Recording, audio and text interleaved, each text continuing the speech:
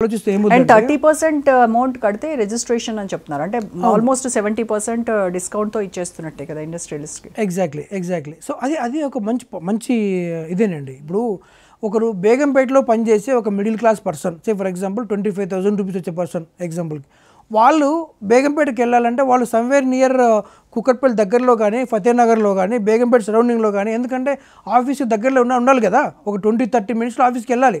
అదే అఫోర్డబుల్ ఎక్కడో వస్తే వాట్ ఈస్ ద పాయింట్? అక్కడికి వెళ్ళడానికి అవసరం ఏంటి? సో ఆఫీస్కి 9:15కి వెళ్ళాలి అంటే 9:15కి వెళ్ళాల్సిందే. సో నువ్వు మార్నింగ్ 6కి లేస్తావా, 7కి లేస్తావా, డజంట్ మ్యాటర్. సో ఇప్పుడు ఈ ల్యాండ్ వల్ల ఏమవుతుంది?